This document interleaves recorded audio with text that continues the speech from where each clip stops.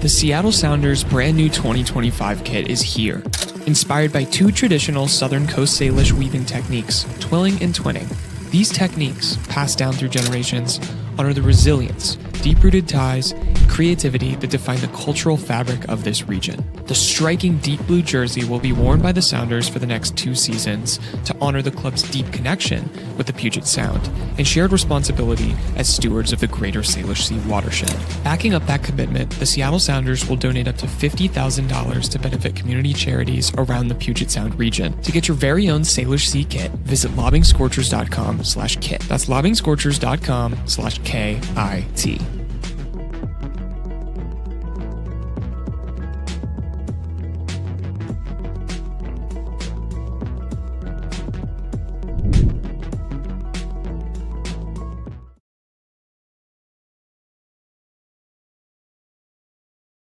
It was a night in Colorado for the Seattle Sounders as they kicked off from Dick's Sporting Good Park, a 1-1 draw.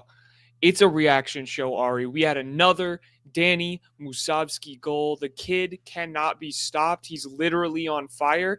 And frankly, Ari, he's going to keep being on fire because we had Jordan Morris go down as well again. We will get to that. Even more, this Mihailovic goal, of which I feel like we have to break down because I saw some crazy crash shots on Twitter about Stephen Fry and other things. First of all, let's get your reactions, Ari. How you doing? I'm doing okay, Noah. I think there's a mixed bag to take from this one for sure. Like if you told me before the game that they were going to get a 1-1 out of this, ordinarily a 1-1 in itself at Colorado, not a terrible result, I would have said that's pretty much fine, given where they're at with, mixing and matching, getting players back fit and all that. But it definitely feels like this one came at a cost at the end there with Jordan coming off. It seemed pretty clear that he re-aggravated that hammy. So that sucks. But there's a lot to talk about with this, Noah. I got a list of topics and I'll leave it to you to where you want to start, because I feel like we could start really with any of these. I feel like we could talk about the lineup. The hot hand was ridden, but then the subs were made at halftime. I thought that was not the approach that I necessarily would have expected. Like you mentioned, you had the another Moose goal, third straight game with a goal with this is a very Lobbing Scorchers goal. It had a Ferreira assist and a KKR assist. Mm-hmm. So the agenda is running hot with this goal. We could talk about the defense, which was not great for a lot of this game. Specifically, the set piece defense was really not great. It felt like their goal came off a set piece, and then it felt like every time they were putting a corner kick in, somebody just had a free header. That happened 4 times. So there was that. You had a Stephen Fry point saver right at the end. That was almost a goal. And you had the goal that Colorado scored that was waved off as well. We got to talk about that. So Noah, what of those are I think we got to start with the lineup, right? The lineup reaction. That's a good place to start. I was glad that they played the hot hand. I won't lie. That's where I wanted them to at least make an attempt to see what they could do. I didn't know how fit Jordan was. I didn't know how Rosenak would fit back in, and I knew how this lineup was playing. I thought it was playing incredibly well with Ferreira, and I thought unlocking Ferreira is kind of a very important piece to this team. So why not just stick with that? What did you see? Yeah, I think it's definitely fair to say that in hindsight. When I saw the lineup, I agree with you. I was glad that the hot hand got ridden. That's what I was advocating for during the week. I was advocating for Moose 60, Jordan 30, and the sub ends up getting made at half. So that was honestly I get on Schmidt sometimes for not making subs early enough, but that was earlier than I was even advocating for. So I was glad that they did that, but then it felt like at the very end of the first half, they were actually, like you said, Ferreira was looking better. He got the assist. They got the goal. Yeah. I think with how the second half went, in hindsight, you might wanted to have let that starting lineup just roll for at least a few minutes to start the first half. Yeah, it really shocked me that Moose didn't even get a single touch in the second half. That was like, I saw they cut to him on the bench and he looked pretty frustrated, which, as someone who is a backup striker and someone who, from what I have heard, wants to be the number one, that's got to be really frustrating when you literally score a goal, which is like your whole job. You know what I'm saying? Like, that's right. And I mean, and he's been doing his job consistently in that way. So yeah, I mean, I definitely think with the fact that they didn't end up holding the lead and they didn't end up getting a second goal, that's fair to be looked at. And let's see the Colorado goal. Did you want to talk about that? I mean, it's just a not good set piece to give away on a night where your set piece defending isn't going super well. And then, I mean, Georgie's one of the best in the league at that stuff, man. He is. I talked about it with the soccer rye by Mark Asher Goodman of Holding the High Line about exactly that worry.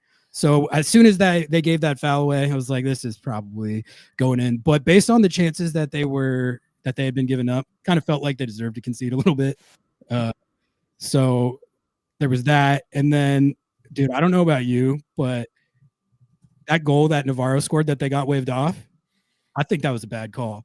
I think it was a terrible call. I thought that's a goal all day. I think that's a goal all day. I think the ref blew the whistle before it went in, and it ended up negating what should have been a good goal. But here's what I will say about that. Because that should have been a goal. But the Travis kid for the Rapids absolutely should not have been on the field. Number 99. Yeah. Yeah. So he should have been sent off. I was like, how do you not? He pulled. Okay. How do you pull out the yellow card? Look him in the eye and you're like, oh fuck, I already. Oh shit. Wait. That's my way of saying I don't feel bad about the Navarro goal. I don't feel bad about the Navarro goal because they got away with 1-2. Tit for tat. They got away with 1-2. That kid, no way he should be on the field. So I agree. Like it was a bad call though. They got away with one. Like I didn't even really think it was close, man. No, like he didn't extend. He didn't even have his. Not only was the contact minimal, but he wasn't extended at all. So. No, I completely agree. And keep talking here. Sorry, I'm pulling up the presser to see if we can't. Oh yeah, let's do that. If make sure we get this because I do want to see. But then so that was a bad call. We got KKR and. Oh okay, we got pressers. Yeah, let me see if I can add it. I can't hear. Oh shit. Oh, it's not gonna let. Wait. There we go.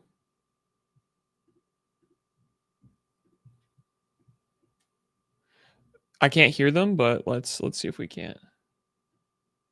Oh, because it's on my. Hold on. Jeez, this guy with the tech issues.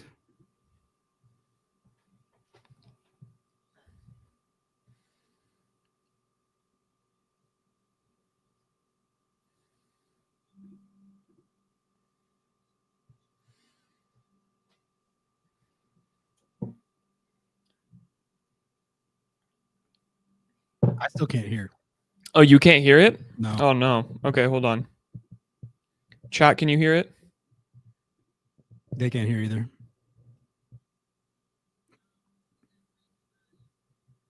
Is that working? Nope. Hold on.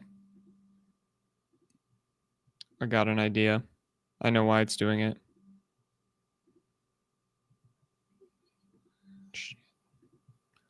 Hold on. Ari, switch it while I figure this out. Switch. Here we go. You just keep talking while I figure this out. Okay. Yeah, I guess my overall takeaway is that I'm definitely not crashing out about the result. I think 1-1 at Colorado. I'll pretty much usually take that. But I think you could argue that I don't know. I think 1-1 was pretty much fair for that. It's just the Jordan injury at the end really puts a damper on everything. Like the squad was just starting to get healthy, and realistically, like I feel like we can't see this team at its like true. You know, at the end of the day, it's a road point. Is that working? And we 7 points in 3 games, and I think we'll take that right now. And then, Kalani, can you kind of talk about the run you made to help set up Musovski's goal? Yeah, I mean, it was one of those things that we've been talking about in practice. Just getting that rotation between me and Peppo, and on either side of the field, really just making sure you got the wide guy, you got the inside guy. I felt like during this game, especially like Christian said, they were pressing really well. So it was hard for us to really build out and find our flow offensively and really getting midfielders and center backs touches on the ball. We ended up going long a lot. So that was tough to really create from one side of the field all the way to the other. But I thought that during that play was getting Jesus on the ball in those pockets. Same with Pepo on the ball in those pockets has always been really good for us. So when I saw Jesus on the opposite side, or maybe it's in the middle, I don't remember, but picking up the ball in that pocket, I know he likes to turn and play those through balls. So kind of just put my head down and ran, and then goalie kind of came out a little bit, and that definitely helped it open up a little bit. And me and Moose have been talking about that ball for weeks now, just like, hey, if I get it, I'm just going to look for you inside. And there's one earlier in the game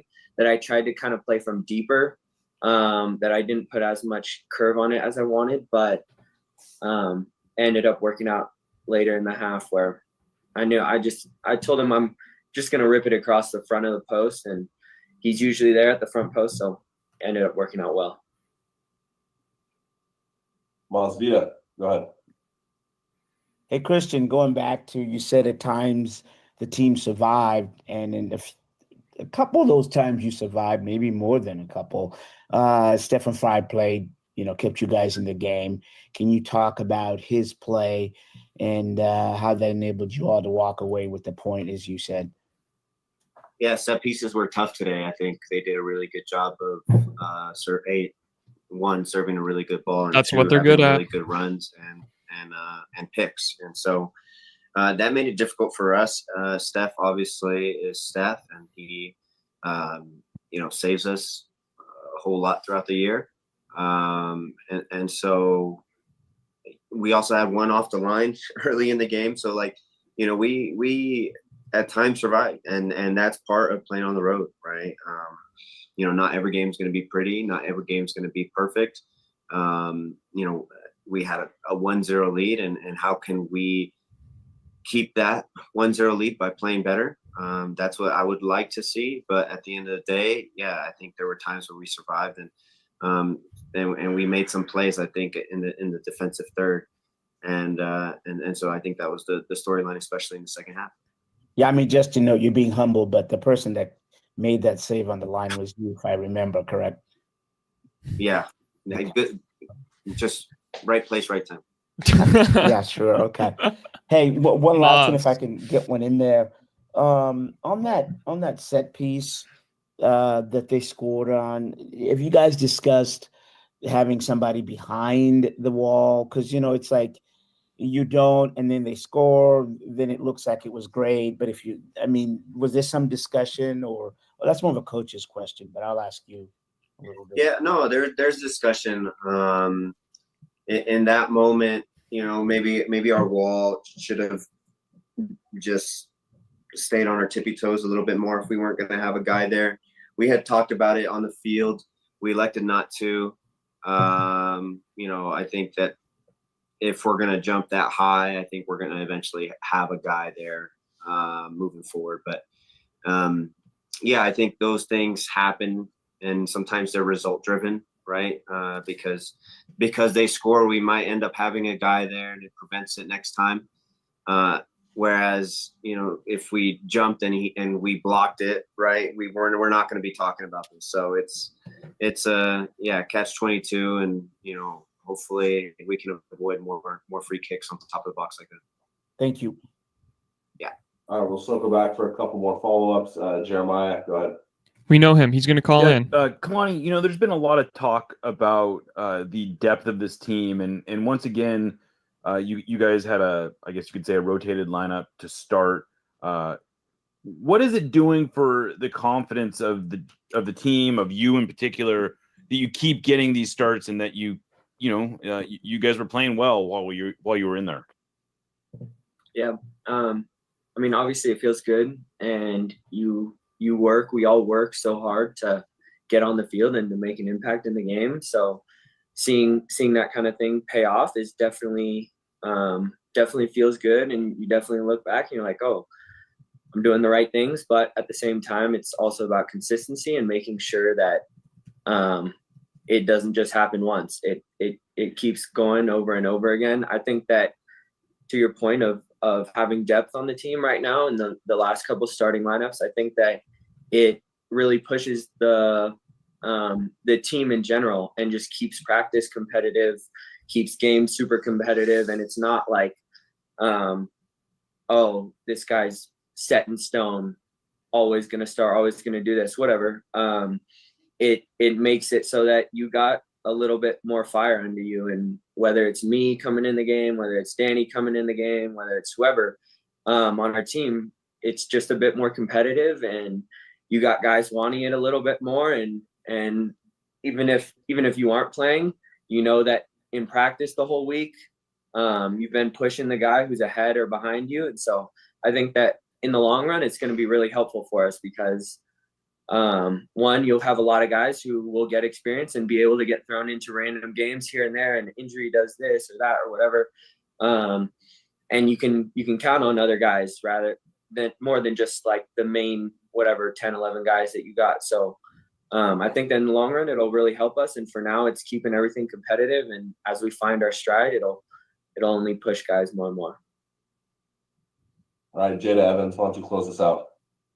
Thanks. I have a two-parter. First, Christian, you were talking about the decision as far as the wall goes, and it's, it seems like an either or kind of thing, but why did you guys decide today not to do that, to have a person on the ground? Yeah, I think, we just, honestly, we haven't trained it as much as we should have. Those things don't happen quite as often in a game as you think, right? Like you get a free kick literally on top of the box every once in a while. And so, yeah, we haven't trained it. We, usually when something like this happens, you end up discussing it a whole lot more and solving the issue. And so, yeah, it's one of those things where, we just didn't pre-decide it prior. And so then we're making a split decision. And then I just wanted to ask about seeing Josh again. He obviously helped Colorado play well. So either one of y'all, did you have any conversations with him?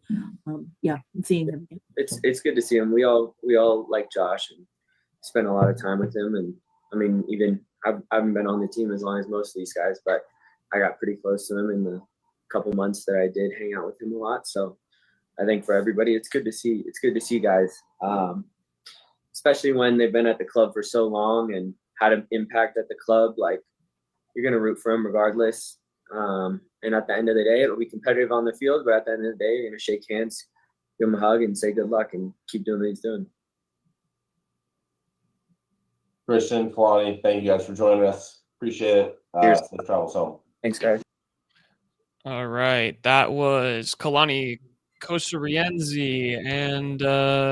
And of course, they didn't win, so they threw out. It still applies from time to time. Yeah. Yeah, exactly. I've pulled a few comments here that I thought we could hit, but I did want to talk about one thing before we do. We got to talk about Yamar, Ari. We got to talk about Yamar's game tonight. It's tough. I mean, was that his worst game of his entire career? Like he looked. It's probably up there. Yeah. He looked. He doesn't have many that are like that. So there's only a handful to pick from, to be fair. But yeah, no.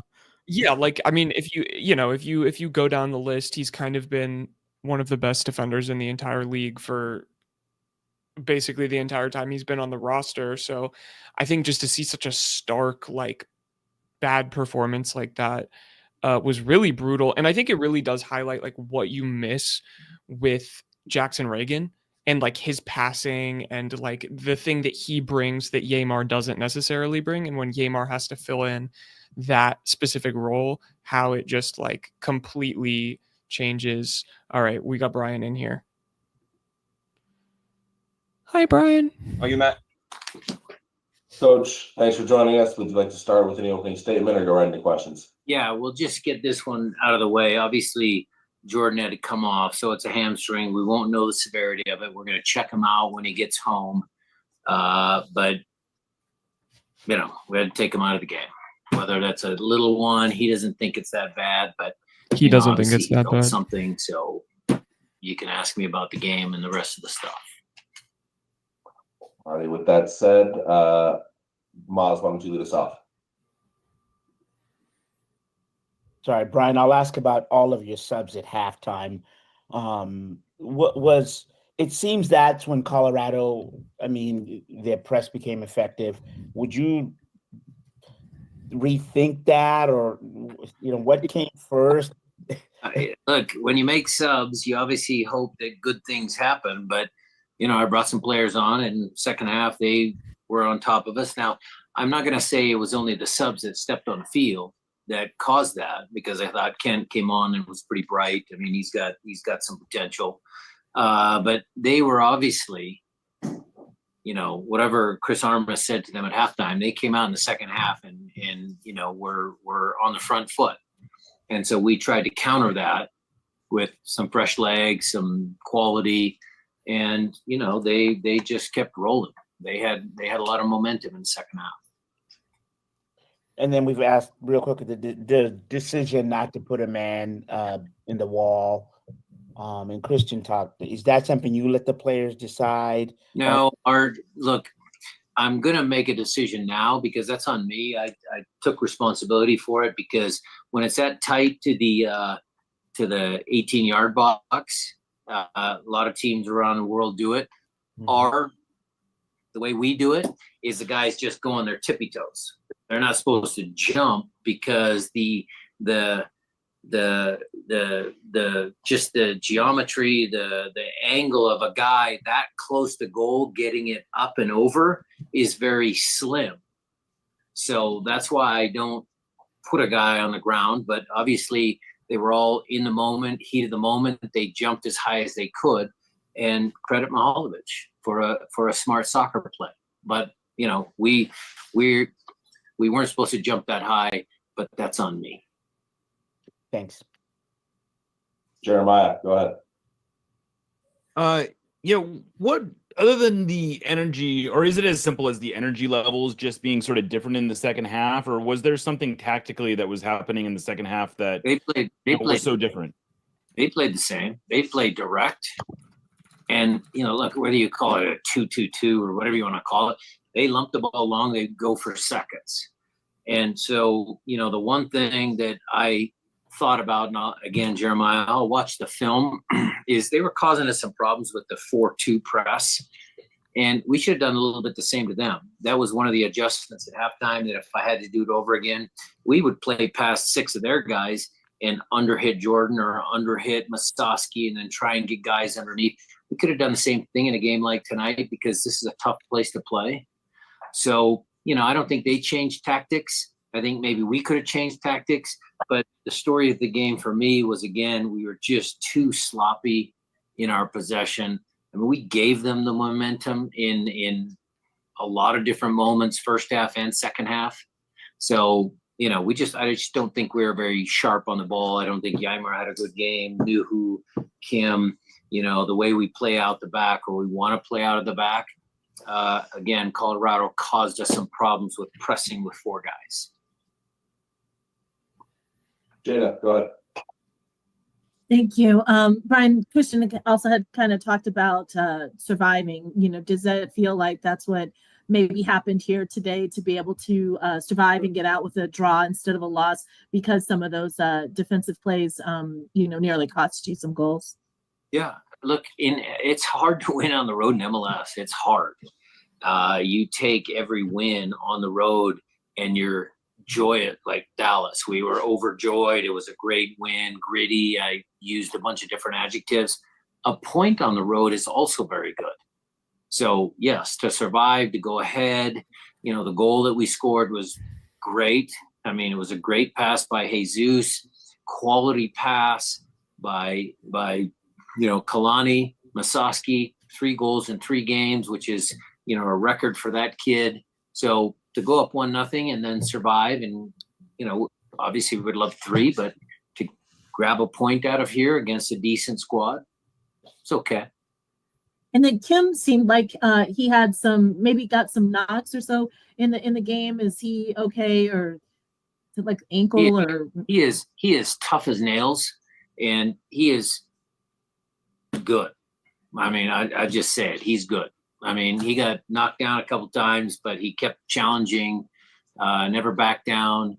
I thought his performance out of the guys on the back line, I thought his was good. All righty, we'll circle back for some follow-ups. I see one more hand. So Jeremiah, unless any other hands come up, you'll close us out here. Well, Ma's got one. So yeah, last couple. Go ahead, Jeremiah.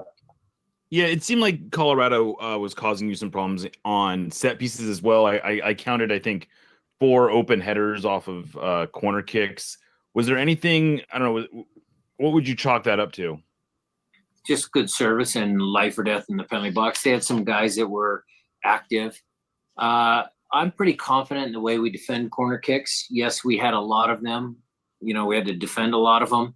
That to me is more a function of making sure your clearances are good, making sure you don't let guys running behind you. Teams are in this league are always going to be, you know, putting teams under pressure on corner kicks. So I thought we managed that okay.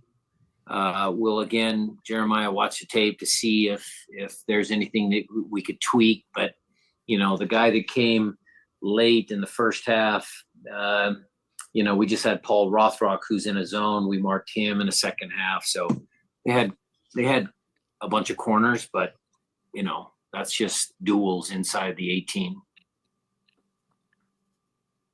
All right, Maz, Vito, why don't you close us out? Yeah, Brian, just so would possession would have helped this game, because obviously your back line had a lot of heavy touches, and then your midfield had difficulty getting touches. Would possession would have helped in this game? At 1-0 at halftime, that's exactly what we talked about, Maz.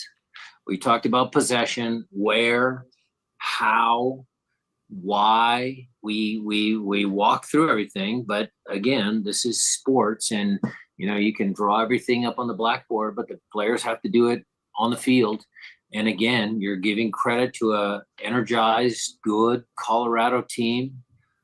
You know, credit to Josh and his team. I mean, they were active, but you know, again, I'll reiterate this: a point on the road is good, because if you look at the standings now, I mean, we're on 13 points, but the team that's in second place has 16. So we're only 3 points out of second. So a couple of good results. You know, we're undefeated still. I think that's a positive coming out of this game. Thanks, Coach. All right, that'll wrap things up here. Thanks, Coach, safe travels home. Bye, Brian. Thanks.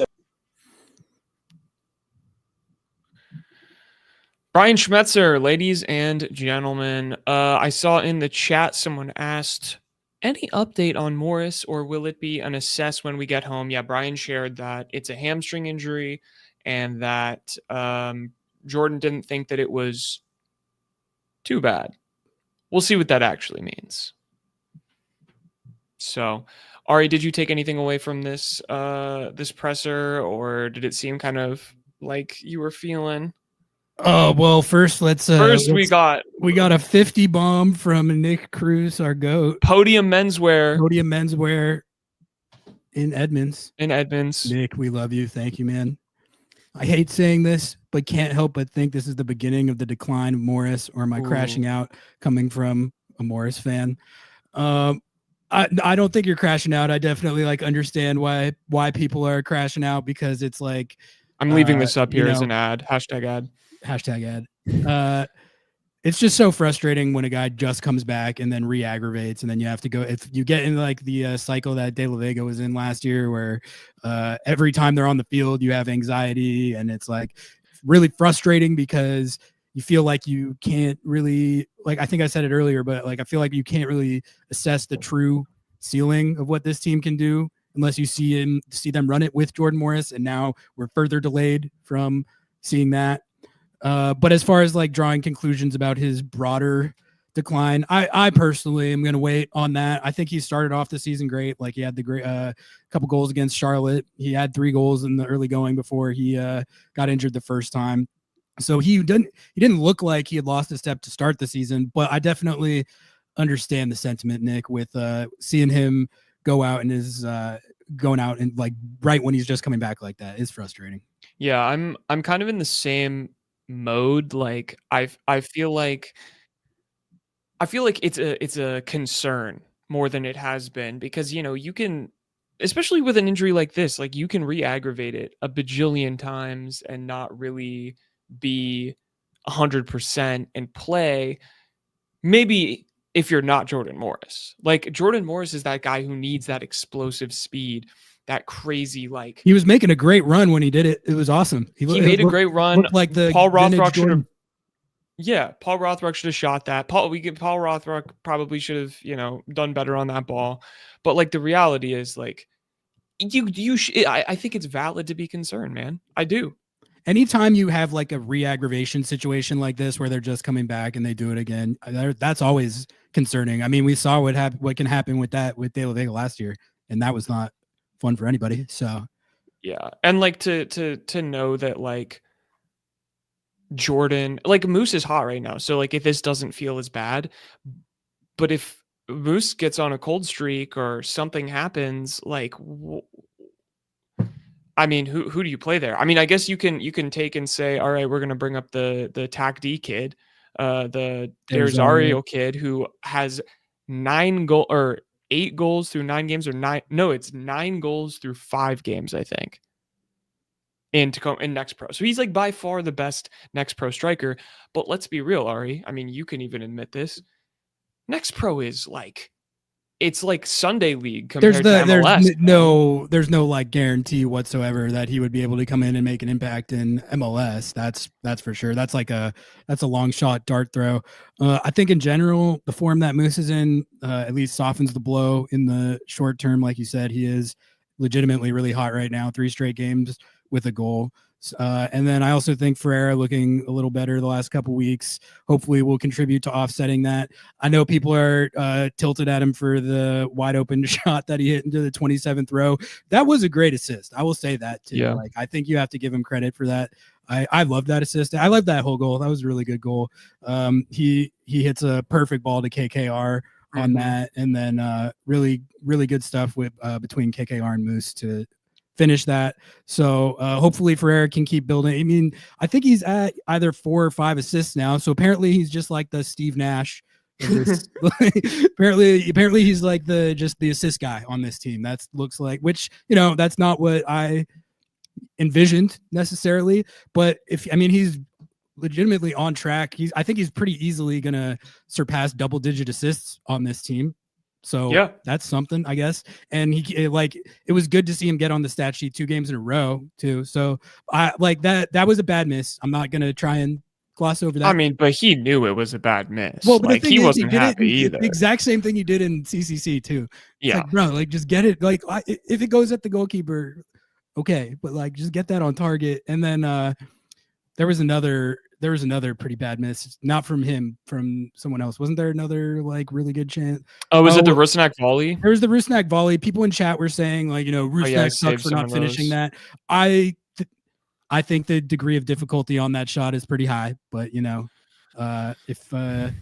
you're tilted at him for not banging, he didn't miss that by much. Ari, what was the XG on that goal? Not that high. It's a really high degree of difficulty. So like, if he had made that, it would have been a like really sick goal. And like I said, it didn't miss by much. So yeah, I know that's going to be the most controversial take of the night, but I feel like that was a pretty hard shot. That's my heater on that play. Wow, you're so controversial, Ari, to say that a player making a tough shot and doesn't score is actually not bad at soccer. And in fact, based on one shot. Yeah, right, exactly. You should not be so daring, honestly. And yeah, well, here's what you got to defend it against. It's a hard shot, but he's getting paid $2.5 million and doing nothing. He needs to finish it. It's not going to shock anybody, but I see that slightly differently. I feel like Rusnak was in decent form to start the season too before he got injured. He has 5 goal contributions this year. So like, I don't see that as nothing, but I know a lot of people do. Well, it doesn't count because, well, none of them count. I'm not in the mood for blazing heaters right now. I'm feeling a little low key, I guess. Ian, soccer referee.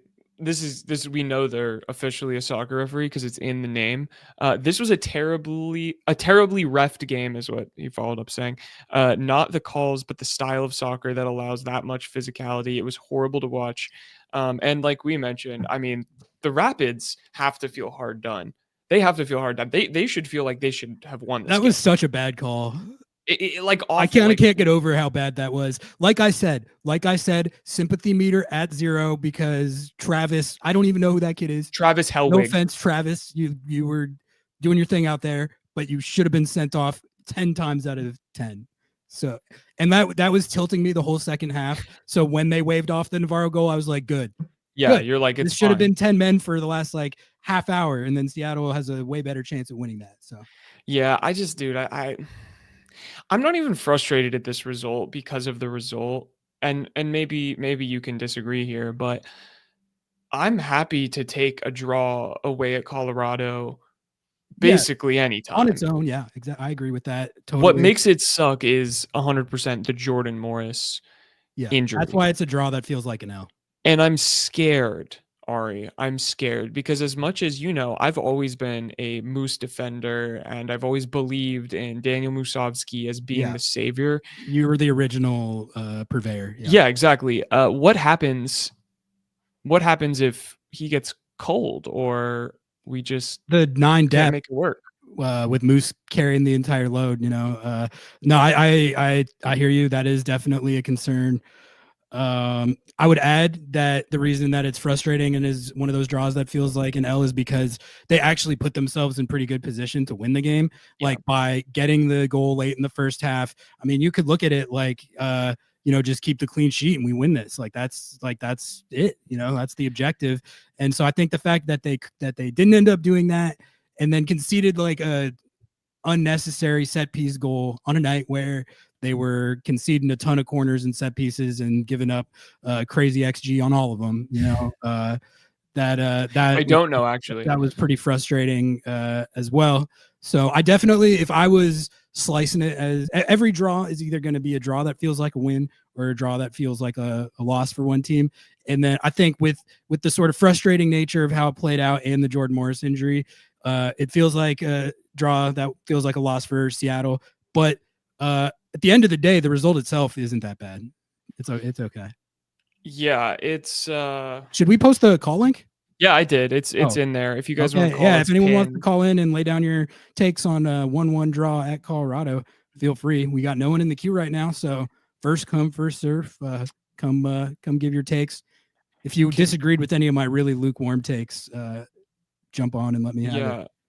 I want to get, before we take our caller, I wanted to get your Ryan Kent takes because I thought he looked disgusting, nasty fire.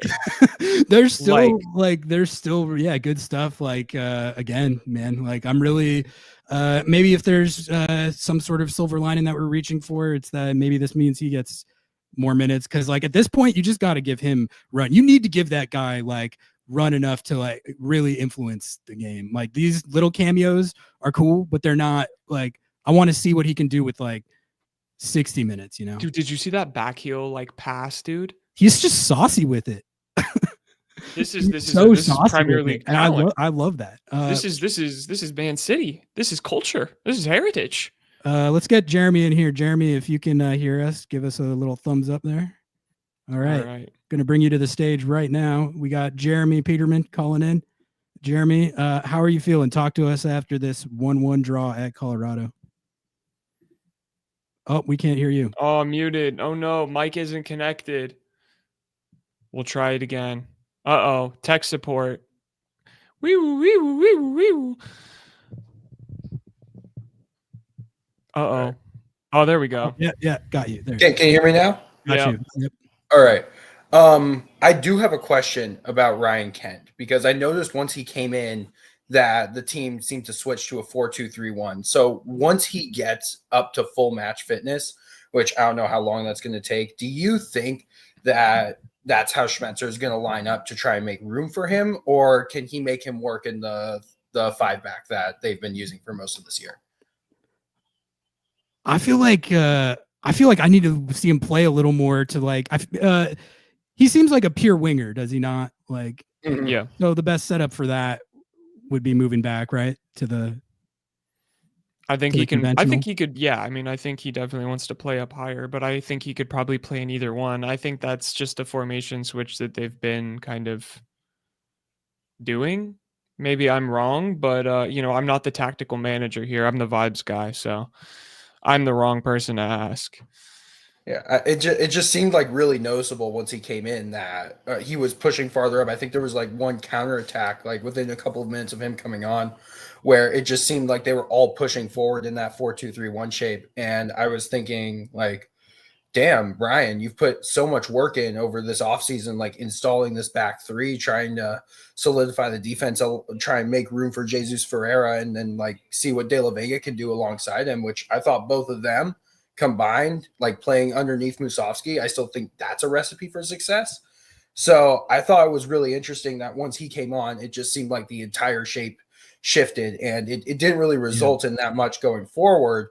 But it still is interesting. It really is, because I think he's now the X factor of the season, and whatever he ends up being able to produce, because you can see the quality every single time he touches the ball, right? Like he is a hell of a player. You can already tell it. So I just think it's going to be really interesting how Schmetzer is going to be able to get him in, and also who's going to be dropping out of the team in order to make room for him. Probably another one of the center backs, or like, I guess like Nuhu just moves back out to left back or something like that. But it's another interesting problem for Schmetzer to solve, because I think Kent is by far and away already the best wide threat they have on the team. It's a great call out, him as the X factor. I totally agree with that. Like, I think we were all hoping we would see this type of upside from watching our like initial impressions of watching him play. I don't know about you guys, but I've like, I mean, I know Noah is on this page, but I would say I really like what I've seen so far, and I want to see more of it, a lot more of it. I think just based on his like attitude on the field and the way that he plays soccer, you can tell that he's a confident, a calm, a very technical player, which is just not something that like we're used to having.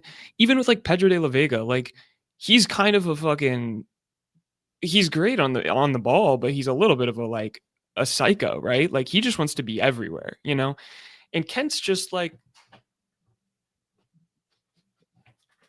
just like make a behind the back pass, just do a like little half turn, nonchalant, just whatever. I'm Ryan Kent, I got a jersey that's a 2X small because I want to show off all my muscles, I got the New York Yankees hat on, like, he's just he's that guy. Like, we got to be honest, like we need that guy. I need that guy. Got one here for you, Jeremy. Ari didn't like that heater. He was like, "Yeah, man." I'll be honest, I wasn't really listening.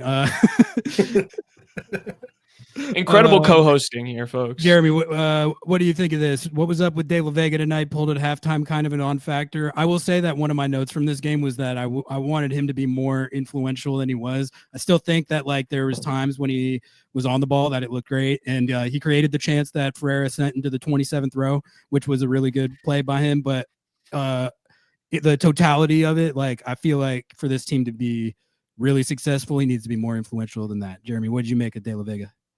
I feel like he tries to brute force a lot of things. Just like how Noah said, he's just kind of a psycho. So he says, "I'm the DP. I'm here to get things done," and it just results either in some brilliance sometimes, like last week against Nashville, or sometimes it's just like, "Buddy, what are you doing?" Like, so I think just that kind of inconsistency, because obviously there's a big difference between what he did last week against Nashville and what he did this week in Colorado. I think that comes down mostly to just like him actually kind of getting consistent minutes again. So once he gets those consistent minutes, once he is like, I guess, a little bit more settled in this new team, in this new shape, then I think he'll find a little bit more consistency. But as of right now, he's still just going to step out there and play with his hair on fire, which means he can probably only go like 60 minutes max in altitude. I mean, he did. I thought he was passing well. I thought he was like making good plays when he did get the ball, but I still think like, yeah, he's not that X factor. He's not that guy who's going to get you out of every situation. He's going to play with his hair on fire. And like you need that to some extent, especially in Major League Soccer, man. I feel like half this damn league is that. So, but I want to see him lock in, man. Just like 10% lock in. Just like 10% lock in. That's where I'm at. Jeremy, before we get to our next caller here, anything else you wanted to hit on this game, Sounders season going forward, anything at all? Well, I feel like I've been civil enough. I am a Timbers fan, and I do cover the Portland Timbers. But well, we'll see you. Okay, we'll I was see you out wondering if there. that was you. We'll see you out there. We're coming down. So, are you gonna be in the PB? I will be. Yes. So we'll heckle you. We'll get kicked out of the PB. But yes, it's always fascinating to me. I love watching the Sounders mostly because of just the way that they've set such a high floor for everything. And I feel like if you can't bring that high floor to pretty much every single game, then you're at a significant disadvantage in this league. And one of the high floor players who usually is so high floor, who I thought wasn't so good today, was Christian Roldan. Particularly, he got blown by Mihailovic at some point in the second half, which ended up leading to the goal that got called back. So I think that on the surface, this is a very good result for y'all. I think it's a very good point. It's always good to take points away from Colorado, but at the same time, this was a bit of a missed opportunity. I do think Brian got a little bit in his head in the second half. But yes, always a pleasure, gentlemen. Yeah, thanks for coming on, man. Chat saying cut the call, but you're welcome on anytime. We appreciate it. You're welcome on, and we'll see you down in Portland, Jeremy. As always. Thank you all. Yeah, we're going to bring Jeremiah on here quick. I'm sorry, James. He's got to go soon. He has children to attend to, apparently, or whatever. I don't know. I'm not a dad. But Jeremiah, whoa. It's a close-up on your face. That was... Sorry, I just brought you on. Welcome. We heard your questions in the presser. Oh, what did you take about this game? Give us your crash out, your crash up, however you're feeling. I don't know if you get a point on the road against a good team. I don't know why anyone would be crashing out over that, but Jordan. I know people are. The injury and the fact that they were ahead and couldn't quite win it. Yeah. Oh, and sorry, I gotta hit this super chat here. Peso Pluma, that's me. If you don't, thank you, Juan. No. Thank I think Juan's an LAFC representative, so we got other fan bases here tonight. We love it. Yeah, Juan, watch out, buddy. We're coming for you soon. We're coming for you soon, buddy. Sorry for that. I think it wasn't the second half wasn't great. I think the players, if you listen to the press conference, I think the players identified it. It was just I think the Rapids came out with their hair on fire in the second half, and the Sounders didn't match the intensity. And I think Brian probably had some good notes there about they kept trying to play through the press, especially in the second half, even when it wasn't really working. And they probably just needed to lump it long and play for second balls. That's basically what the Rapids had started to do. And there was no reason the Sounders shouldn't have just tried to sort of match it. But I mean, one shot in the second half, I mean, that was probably their worst half of this, maybe their worst half of the season. So far. Their worst of the season so far. Don't you worry. I mean, if that's where we are, 3-3 and 4. Hey, I'm just saying we got to play PSG, Jeremiah. We got to play PSG, Jeremiah. Let's. Okay, sure. Okay, if we're counting that, yeah. No, that's concern. And hey, I'm less optimistic about winning the Club World Cup after that one. Guys, I think we can say it. The Sounders, they're not winning Club World Cup. I can say it after this performance. If you can't get it done on a overcast afternoon in Commerce City, Colorado, chat, we're cooked. Yeah, in all seriousness, I don't know how much there is to really take away from a game like that, other than the Rapids are better than maybe we thought, but they're definitely not bad. They're not bad, no. It's interesting. I think it's frustrating that they weren't able to test the goalkeeper more. I think if there was one frustration, The other real frustration is the one time Morris gets to open up his legs, he makes a great play to start that counter, and he sets up Rothrock for a pretty good chance. And I don't know what he's doing there. I don't know if he's shooting or crossing, but either way, I think he got stuck between two minds. You know, Yeah. Rothrock got two pretty good looks getting out. That was the one I was trying to think of earlier when we started talking about the Rusnak one. Oh yeah. That like there was honestly a few like really good chances in this No, game. The they Ferreira generated- one, the Rusnak one, the Rothrock one. So the chance generation was okay. Ferreira had a. Did you say Ferreira? Yeah, he The had one that De La Maybe Vega skied. put in and he skied it. Yeah. I mean, they probably have 4 or 5 good looks. If you can get 4 or 5 good looks on the road against a team like the Rapids, I think that's a good start. But I think I wasn't so much frustrated about their offensive chance creation. It was more like they just felt like they were in a shell in the second half. Not necessarily through. I mean, they just were. You know, I think all the subs they made were aggressive. You know, Ryan Kent when he got on the ball looked sharp. I wanted to ask you about Ryan Kent.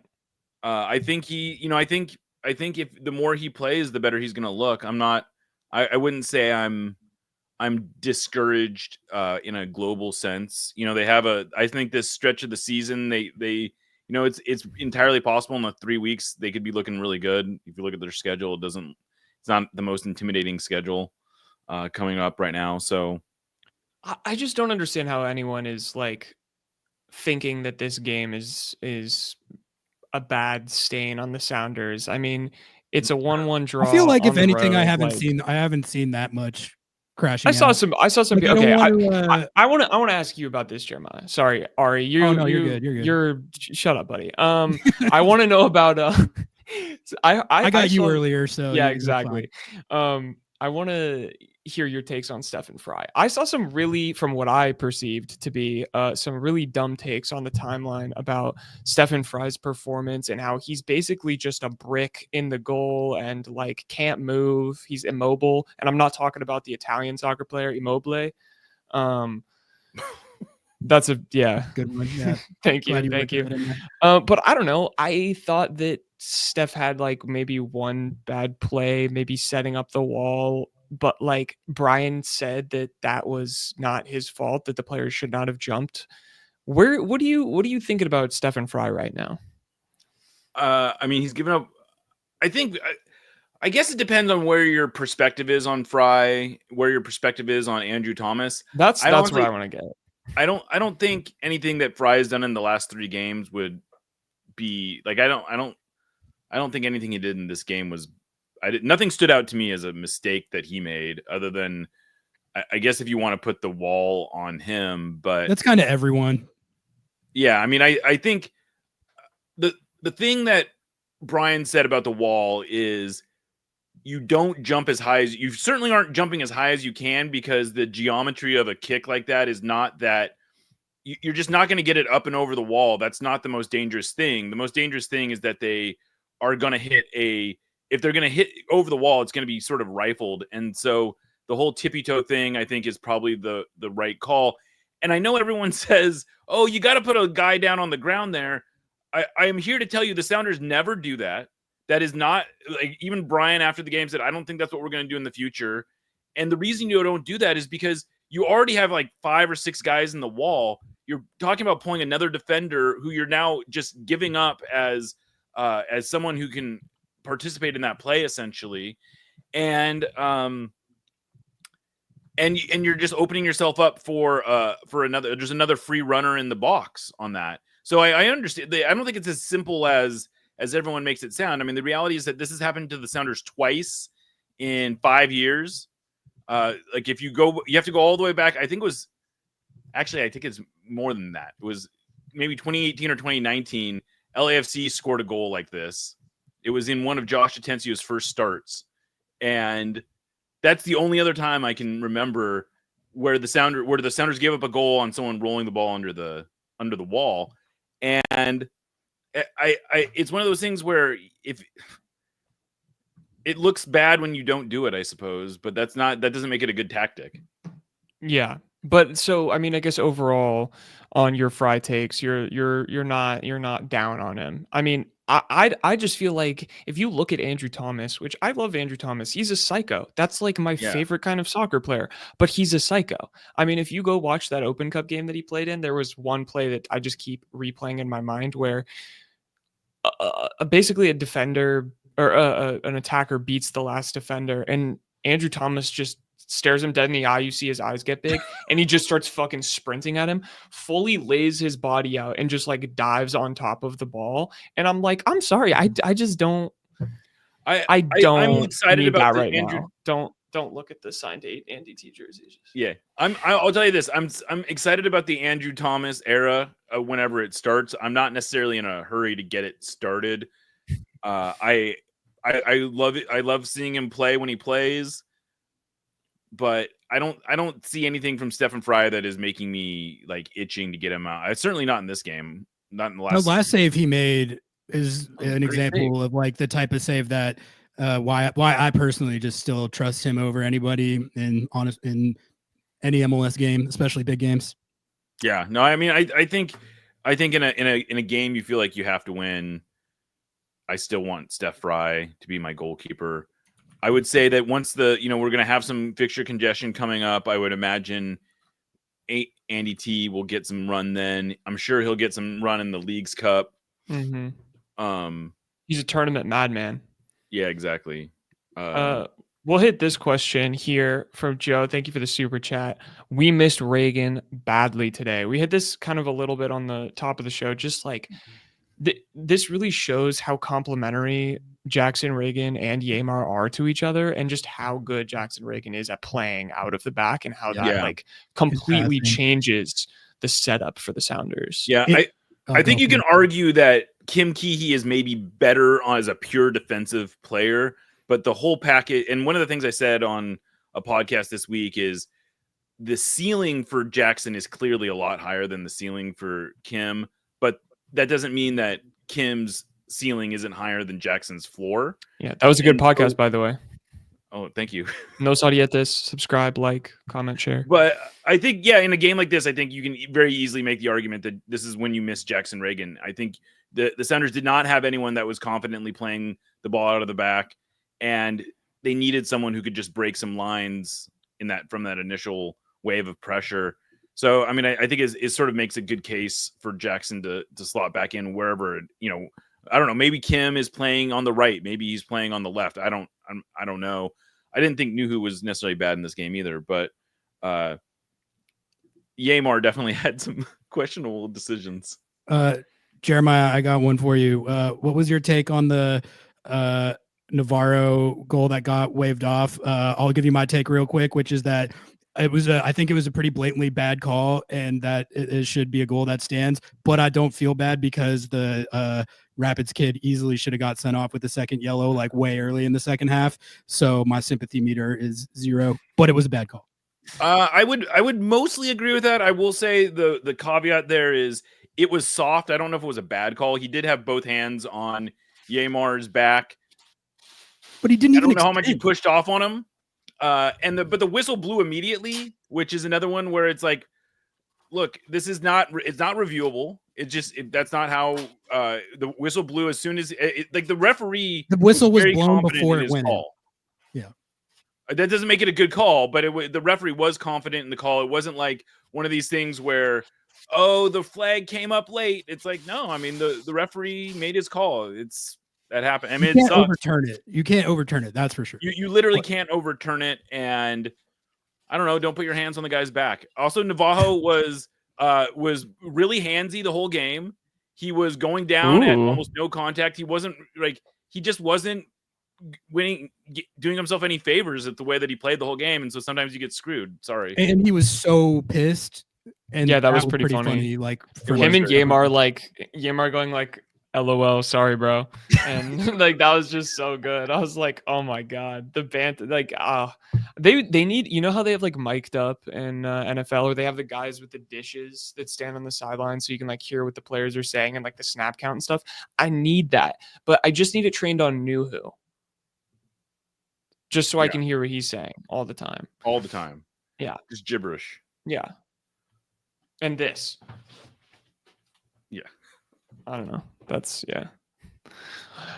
Jeremiah, anything else to add, share, things that No, you I don't even know. were I don't even know what my take is from this game. I'll tell you. I was coming It's on not here that trying interesting a game, to be honest. Well, I thought like the sequence of events in the game was decently interesting, but like a 1-1 at Colorado on April 26th isn't like it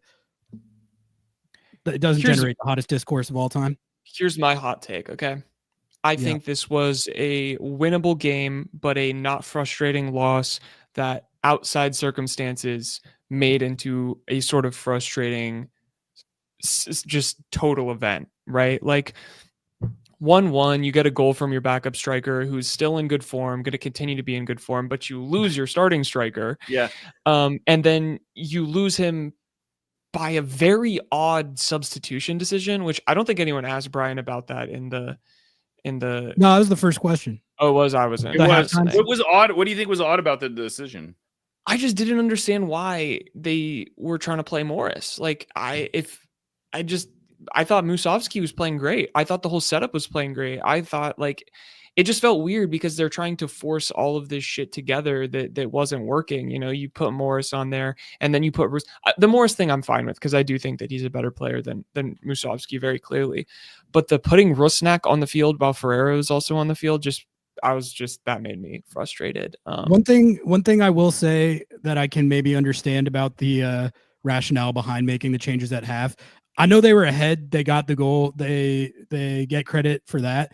I don't think that the totality of their first half performance was like so amazing that it's like, oh, we got to keep rolling with that. I felt especially the start of the game, I thought was really shaky, to be honest. So I would say this is what I would say about. I'll just say this: at minute 40, I was like, oh, guaranteed, there's going to be a bunch of halftime subs because I thought they were struggling. So the fact that they finished the first half strong, I don't think was going to throw out whatever plan they had going into this game, and that clearly the plan was to bring Morris in at half. And just to clarify, Rusnak did not come in at the half; he came at 55. He came.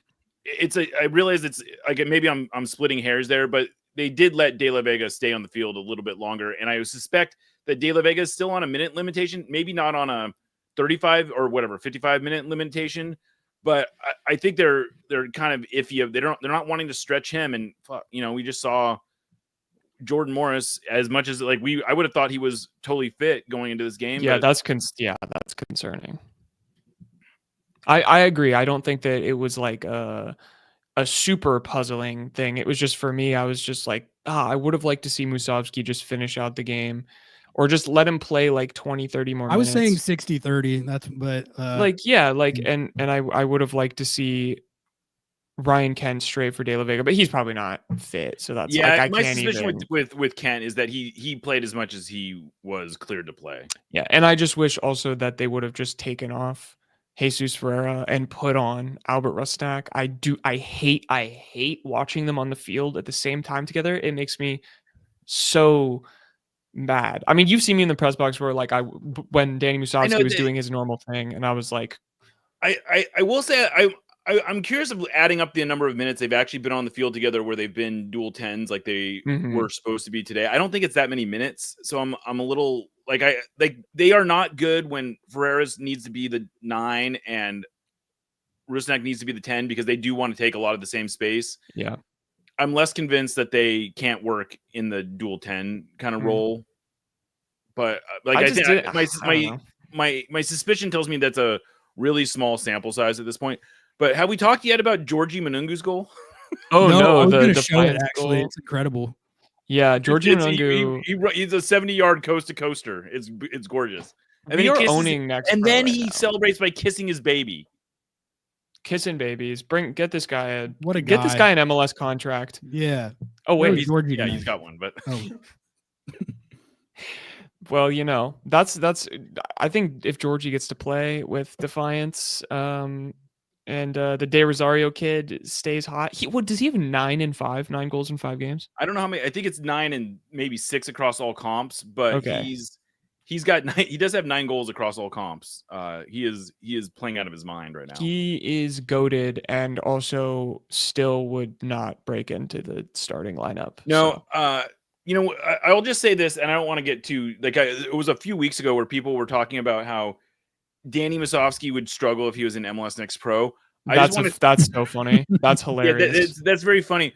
It is funny, but I'll also just point out that this guy dominated USL Championship. He absolutely balled out. Yeah, he's like the Cristiano Ronaldo of the USL. Exactly. Yeah. So the fact that people think he's going to struggle at the MLS Next Pro level, I just think I never saw that take. To be fair, no, that was yeah. I don't know how common that was, but that was definitely that was a Discord take. That was a Discord take.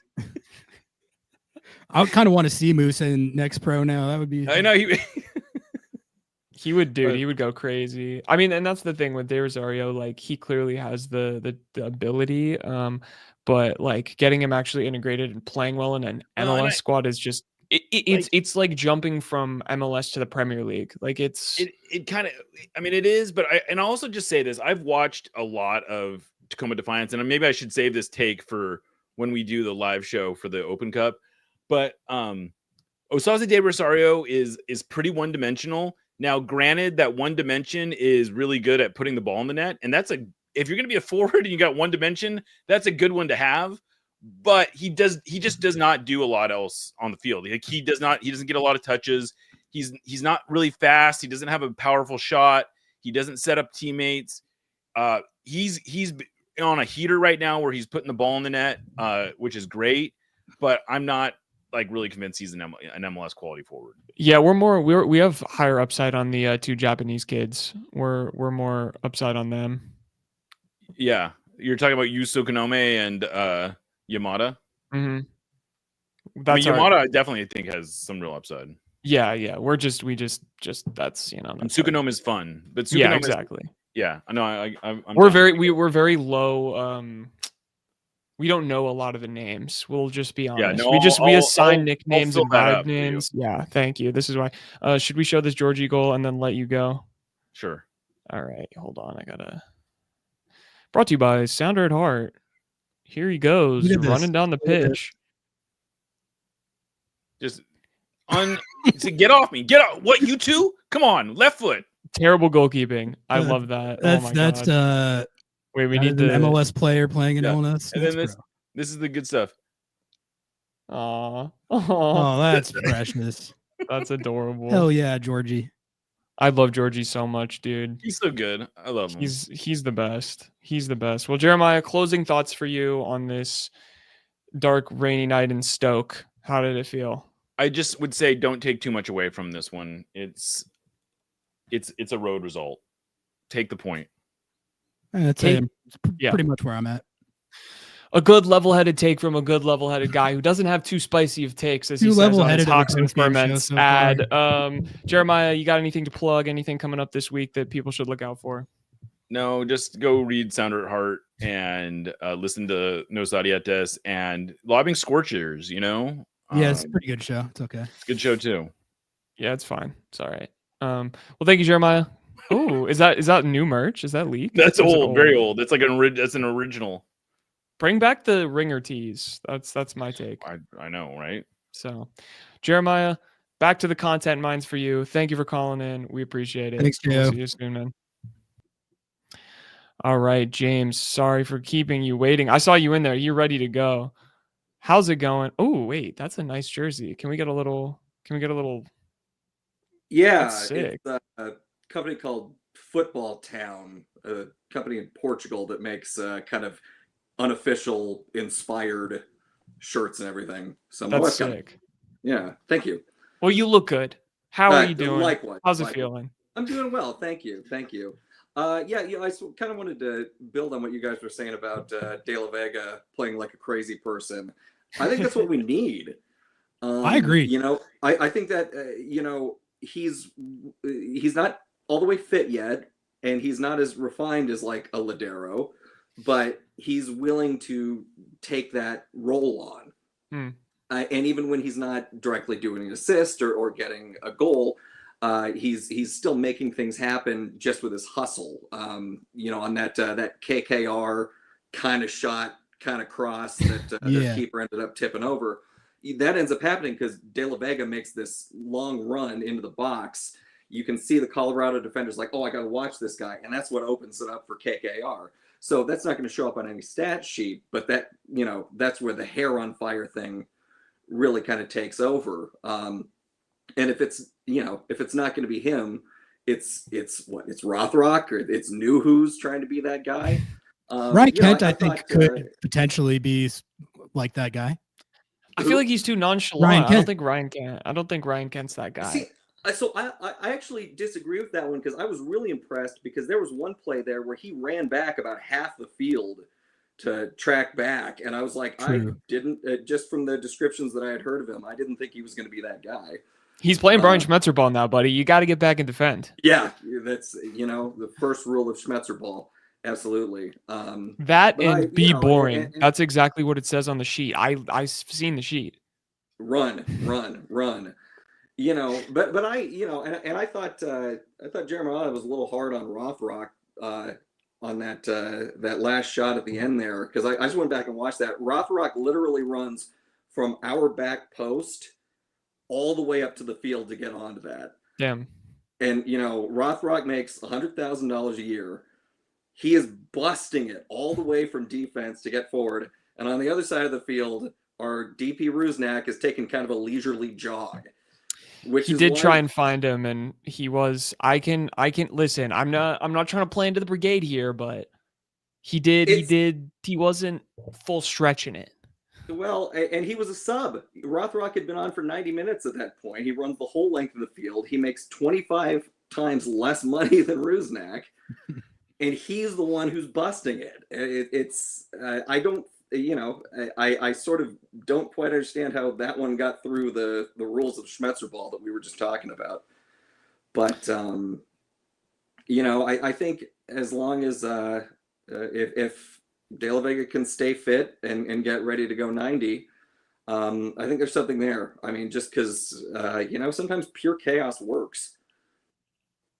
I like chaos ball. I mean, it's in my description of it. I'm not trying to be degrading of the player. Like, I think he's got technical ability too. I just think that he is very much a player that's he wants to get into insane 5-on-1 situations and play through it. That's just what he does, and that's sick. But I also think you need the balance of a player, even like Rusnak, who can be steady and slow and find passes and be a player to be in positions to play off of. So you kind of have that nice balance, or even like a Ryan Kent, but maybe Ryan Kent is a hair on fire guy. It's too early to tell. What have we seen? 28 minutes of him or something like that. Remember that play earlier in the season where Schmetzer called out De La Vega for getting too fancy with it near midfield and then losing the ball. I felt like there was one or two other of those tonight. I think Jeremy earlier called it a "What are you doing, buddy?" moment. But my thing is that if a "What are you doing, buddy?" moment or losing the ball happens sometimes.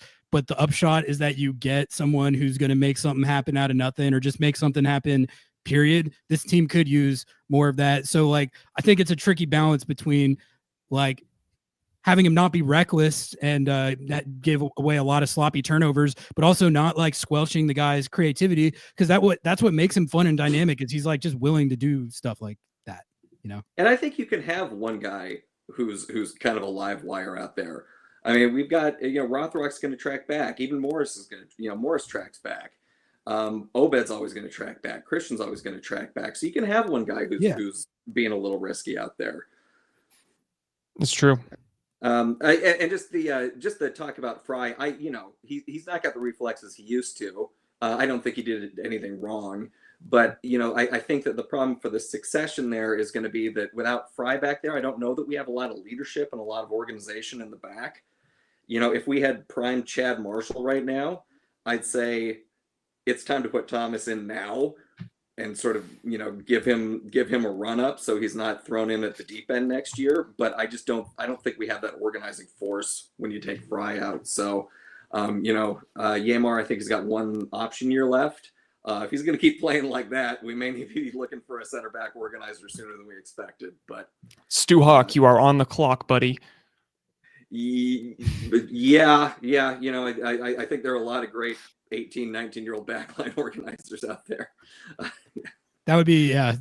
That's a lot to ask. It's a lot to ask. He did score today, though. He did score today. And he's been balling. I mean, I've been on an agenda that I want to at least see him get some, like in a situation like the Nashville game where you're ahead by a bunch of goals and it's late in the game. That's where I want to see Stu Hawks. They call him too skinny. There's skinny center backs out there. I don't really. As a care skinny about man that. myself, I'm happy to push the agenda that, you Yeah, know, we're pushing it. beanpole vibes are good vibes, you know? James, I did want to ask your take on what do you think of point guard Ferreira not scoring goals, but actually racking up some assists the last couple weeks. Are you encouraged by what you're seeing, or are you still among the skeptics? Well, I mean, I always thought that the issue for me with bringing Ferreira in was that you're bringing in Rusnak at the same time. You know, when they first said that we're looking to trade for Ferreira, I thought that meant that they were going to move on from Rusnak. And then I was kind of intrigued by that because I'm like, well, you're getting somebody who's younger, who's more mobile. I always, you know, my skepticism on it was you're bringing both of them back at the same time. That's a max TAM guy and a DP guy who want to play in the same spaces. So I'm not, I don't think that I'm surprised by that. That he's capable of getting some assists out there. That was a great pass to play in KKR today. I think it's just an issue of you know, trying to balance your roster. I don't think that you want a max TAM guy and a DP who want to do the same thing. So you know, whoever ends up being better in that particular role, then I think you have to go with him. But then you've got a lot of cap sitting on the bench. It's tough. It's a tough choice to make, but I mean, we've seen Brian do it in the past of just doing what works. Rothrock, a la Rothrock, and sitting. I'm literally, but why Raul? He's sitting Raul on the bench. Like, I mean, and that was like people hated that. Will he have the balls to do it twice?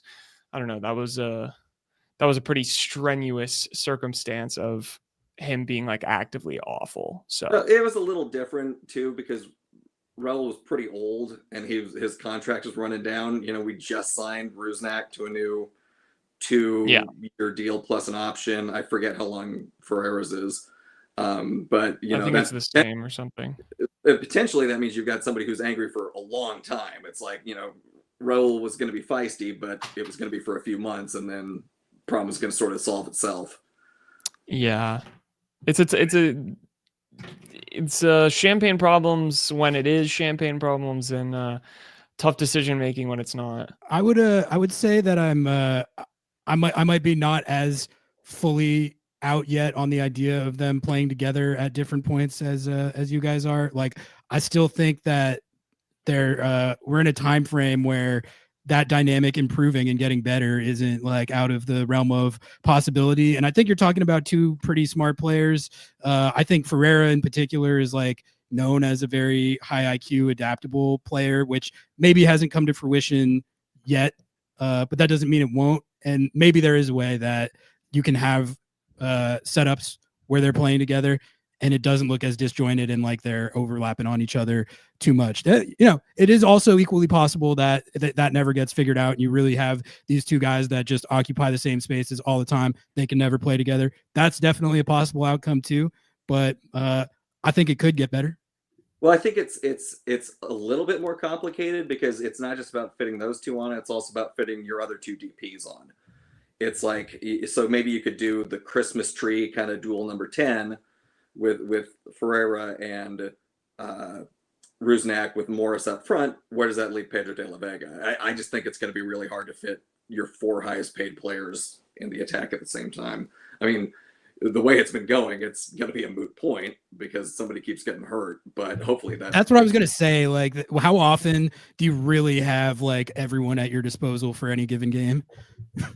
I think it's also the curse of this, but yeah.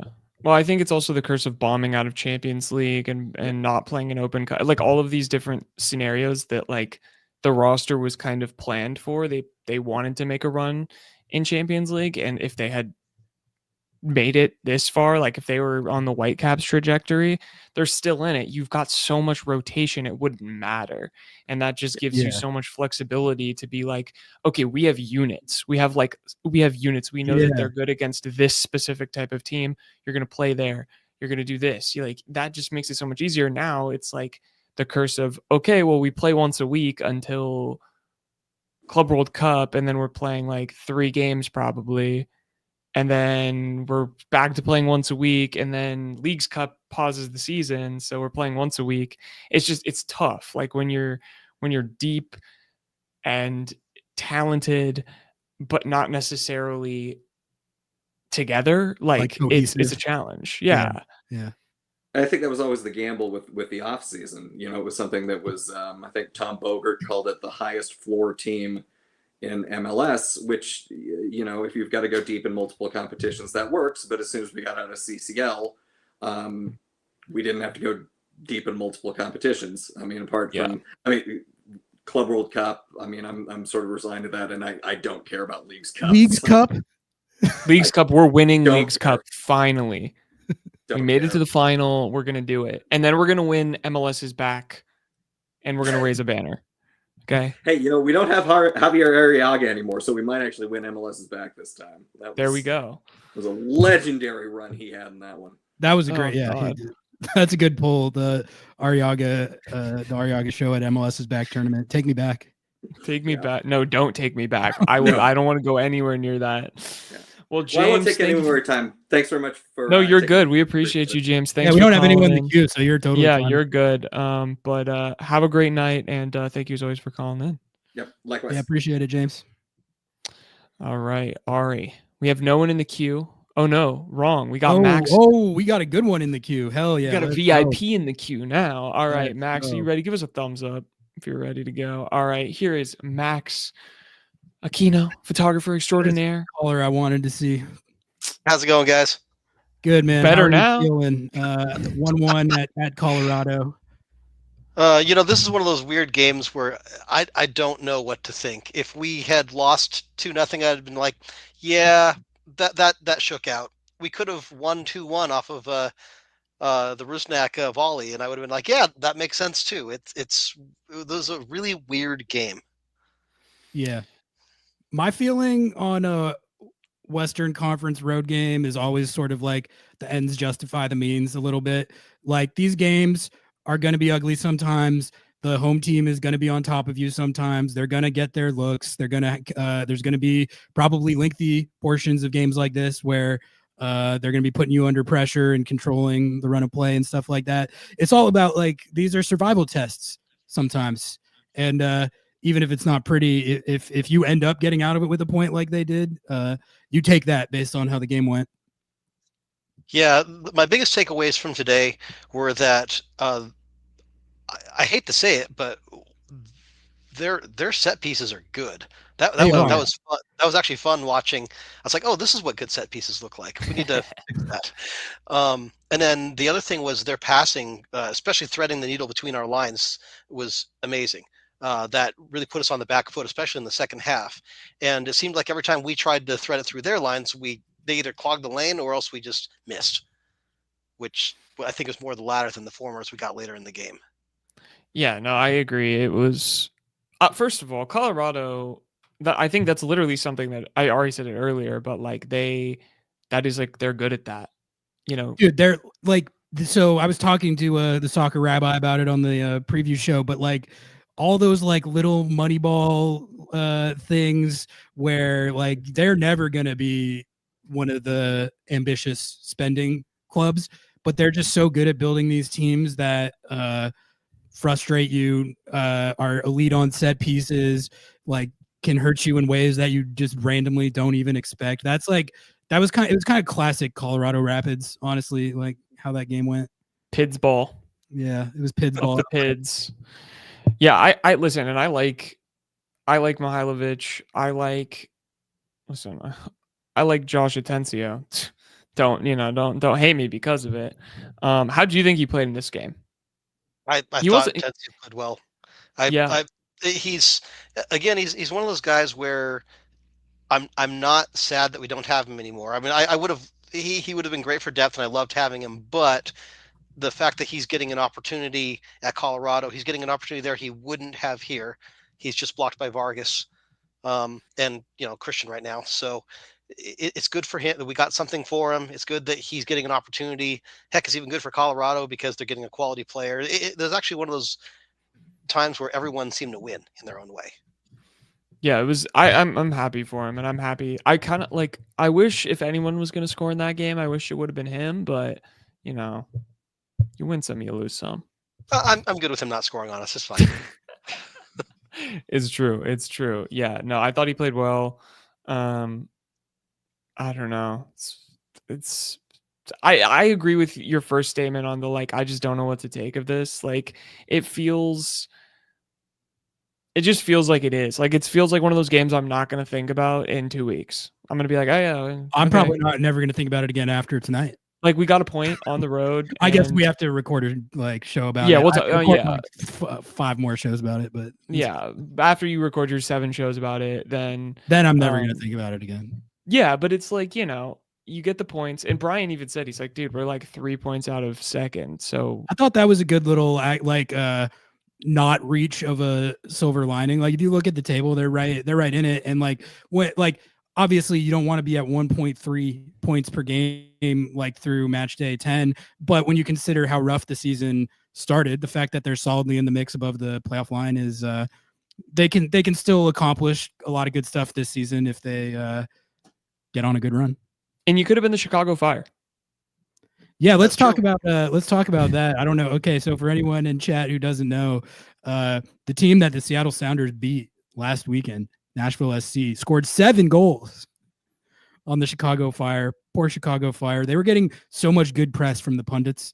The pundits were This was the USMNT off. The pundits had a coordinated the Chicago Fire are on the up campaign.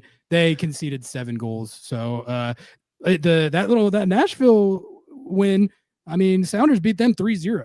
And the Chicago Fire, in all seriousness, haven't been that bad to start the season. The bar they're trying to clear right now is be a respectable team, and they did not look like that today, but they were sort of looking like that kind of. So but they haven't won in 6 matches. They're not good. So I don't know but regardless, I think that has to say that this draw on the road, and you look back one game and you say, okay, we thumped this team who and not even thumped them. Thumped them, cool, great. 7 goals, that's hard to do. But we held a clean sheet. We held a clean sheet against them.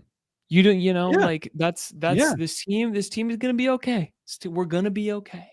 It's gonna be okay. The whole people were already trying to do the Nashville is trash, so the Sounders beating them that doesn't count narrative. Yeah, of course. They're not they scored 7 goals today. So how's that little narrative looking? How's that looking? 7 spot. There's no doubt there's no doubt that the Sounders are not playing up their potential and haven't really the entire season. Now a lot of people will say that, well, we're just not that good, and we can debate that till the cows come home. I think that we have a solid team. My honest opinion is that we're sort of built to be sort of like a finely tuned pocket watch more than an embarrassment of riches. So if something goes, it requires the entire team to be playing well. When the entire team plays well, we look amazing. If only a couple people on the team just can't string 3 passes together, suddenly it all falls apart. And that's deferred from when we had, Oba, Dempsey, even Rui Diaz and Nico, where one person could just turn around and carry the team by themselves. And we don't have that right now. That's what we are really missing. I thought we were going to get that this offseason, but then we found out that Morris got elevated to DP. I suppose it's reasonable, but at the same time, a little bit underwhelming. But that's just how the contracts worked out. So well, and I think that's what I said too about it. I was like, I like Jordan Morris. I think he put in DP quality production, and also if he doesn't stay healthy, this is a terrible signing. This is a terrible thing. Or maybe I said it about Rusnak, but regardless, the sentiment goes across the board because it's okay, people were already okay, you elevate this guy to a DP, he's doing well. And I don't want to bang on Jordan too much because when he's played good. He has 5 goals. But I don't know. I mean, couldn't you say that like if any DP gets injured and they're not on the field a lot, then it's not good, you know? Like Yeah, it's correct. not like unique to him. I agree. No, that's what I was. Yeah. Okay, yeah. It's just extra bad if he's not on the field. Because like I can take him not performing up to last season as long as he gets somewhat close, which I think I said he was going to beat his last season goal and assist total, but Callahan 7, Berhalter 2. Yeah, it was the USMNT off. It was the USMNT off. BJ Callahan, the GOAT. He knows ball. BJ Ballin. I have to get going because I have a beginner soccer league I got to pack the car for. Go pub all league. good. Well, have a you, good one, Max. Thanks for calling in. We appreciate you. Man. Oh, before I go though, I got to say that I just got the new shirt from Podium today. So great sponsor for you let's guys. go. Podium Menswear, Edmonds, Washington, one of my favorite places to visit, and one of Max's favorite places. So you'll run into Max and be like, "Hey, I know you." Well, thanks for calling in. And Nick loves the Sounder, so he'll always chit chat with you if you go in there. So Nick is the best. We do. Sometimes I go in there just to talk to him, and I feel bad. I'm like, I am taking up your time, but he always appeases me. So, well, thanks for calling in, Max. Have a good one. We got a couple in member chat that I missed. Sorry, guys. Should have looked at that earlier. Lex, we can talk about Jeremiah. Obviously left, but we can talk about this. Can you ask if he knows any details about the additional transfer window we get because of Club World Cup? I mean, I honestly don't know many details on that other than that there is one. So that exists. It's actually that's low key kind of significant, isn't it? Like that's it's a way to add to the team that other teams don't have. If the window's not open though across the board and people aren't ready to sell players, and if you're not ready to buy a player, it doesn't mean shit. So that's where I'm at. That'd be a good question for Tommy Scoops. We should we got it. We should remote in T Scoops. He's in Vegas right now, so we'll get more intel on that. It's a good shout. Wait, but he's on the West Coast, so you know. Yeah, he is. Bree asks also a genuine question: if two players can't work together, Jesus and Albert, isn't that a red flag on both of them? Shouldn't players be adaptable? You know, like it's been a more difficult process with that than I would think. But like I said, like I still think like I want to see them try more with it before fully chalking it and seeing if they can adapt, because players should be adaptable, and Ferreira is adaptable. Like he's been adaptable throughout his career, been able to play in different positions, different setups, and be effective with different types of players. So just because it's not there yet doesn't necessarily mean it can't get there. But I understand. I understand where Noah's coming from with the frustration with it, because like when they play together right now, it looks like they're playing the same position. Like that's what it looks like. So I just am needs to not look like that. Yeah, and I'm generally under the like idea that you should try and put a player in the best possible situation for them to succeed. And I don't think you're putting either of those two players, who are some of the best talent on the team, in a good position to succeed, which all you're going to do is frustrate them. You can tell that Albert is not as effective with Jesus in his space, and he doesn't really know how to get around that. Like I saw him today, like at times he was like playing like a winger under Rothrock, and I was like, what? That's not like, that is not where you are effective. You are not that pacey winger. You should not be playing out there. You should be parking your ass in the middle of the field, moving left and right, and making those plays and opening up the field. He's just, it creates a problem. And it's the same thing, in my opinion, for Ferreira. Like if you want this player to succeed, do well, feel confident, put him in a position and in a formation that it works. We've seen it happen with the Moose at the 10, and Ferreira kind of playing, not Moose at the 10, sorry, Moose at the 9, Ferreira at that 10. He feels like he can stay more, locked in, but he because Moose is a little bit less of a spatial taker upper. He's cool with floating up top, finding his pockets and being there and finishing. Ferreira could overlap him or, do whatever he needs to do, and it doesn't affect the game of Moose. It makes him better. And it's just like, if you play them both at the same time, it's just breaking down the whole system, in my opinion. And I just like, why do that? Like, why? What's the positive? Well, because the positive is that you're getting your like most highly paid players like on. But the field together. I never care about that. I literally was like, It's not a good begging use of them. resources to have like Max Tam on the bench a lot. Sure, I agree, but that's just that sometimes that's the reality, right? Like that's how it. I mean, we look at reality, but I still want to. I want to see them at least try and make something work with it before they chalk it, because I do. How think much? How many more? Like how much longer do you think they should give it a run for? I think when there's opportunities for it, that makes sense. Like a game where you're either way ahead or maybe even way behind.